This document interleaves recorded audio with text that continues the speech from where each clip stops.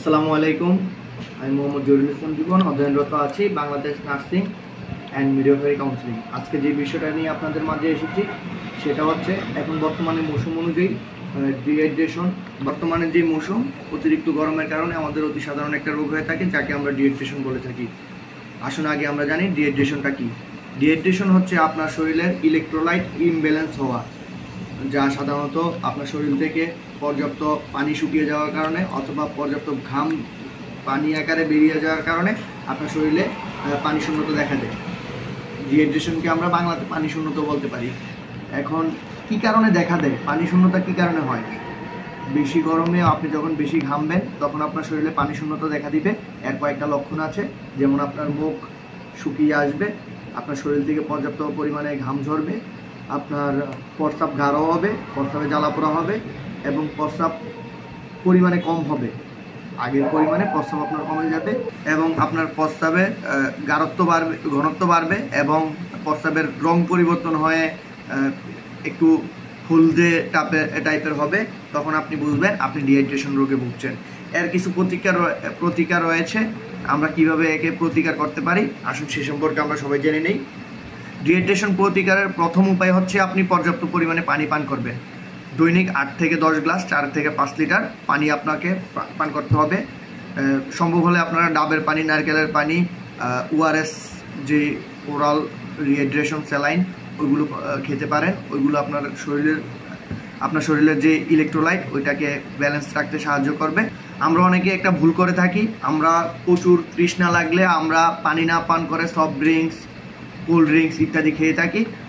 আপনারা একটা জিনিস মনে রাখবেন, পানির বিকল্প হচ্ছে শুধুই পানি। পানির বিকল্প সফট ড্রিঙ্ক, কফি, চা ইত্যাদি দিয়ে পূরণ করতে যাবেন না।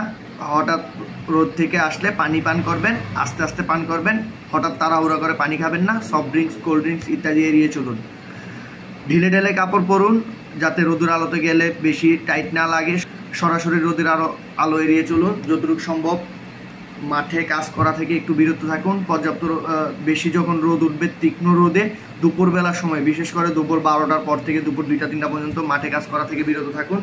এগুলো করলে আশা করি আপনার ডিহাইড্রেশন কমবে। আর আপনার ওই ডিহাইড্রেশনের মাত্রা লক্ষণ যদি একটু ভয়াবহতার দিকে রূপ নেয়, আপনার বেশি অসুবিধা হয়, শরীর বেশি ক্লান্ত লাগে, আপনার শরীর বেশি দুর্বল লাগতেছে, মাথা ঘুরাচ্ছে অথবা অজ্ঞান হয়ে গেলেন, সাথে সাথে আপনার নিকটবর্তী হসপিটালে যোগাযোগ করুন একজন রেজিস্টার্ড চিকিৎসকের পরামর্শ নিন।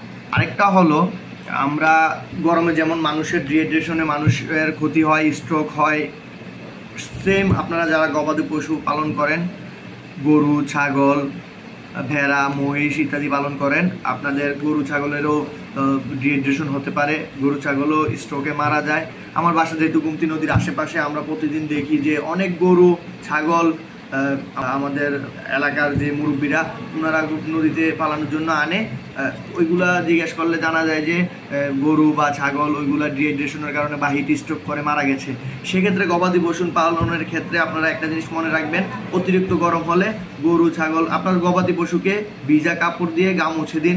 2-3 ঘন্টা পর পর একবার গা মুছে দিন। গরুকে পর্যাপ্ত পরিমাণে পানি খাওয়াবেন। অবশ্যই আপনার যে গোয়াল, গরু লালন পালনের যে জায়গা বা খামার, ওইখানে অবশ্যই আপনি ফ্যানের ব্যবস্থা করে দিবেন। 1-2টা ফ্যান লাগিয়ে দিবেন পরিমাণ মতো, যাতে গরুটা ঠান্ডাতে থাকে। আর এছাড়াও বেশি গরমে আপনি গরুকে একটা স্যালাইন খাওয়াইতে পারেন, ইলেকট্রোলাইট স্যালাইন, যেটা গরু বা গবাদি পশুর জন্য বিশেষ করে বানানো হয়েছে। ওইরকম স্যালাইন গরুকে খাওয়াবেন অথবা আপনার যে গবাদি পশু ওই গবাদি পশুকে খাওয়াবেন। আজকের জন্য এই পর্যন্তই। সবাই সুস্থ থাকুন, নিজে সুস্থ থাকুন, আরেকজনকে সুস্থ রাখতে সাহায্য করুন।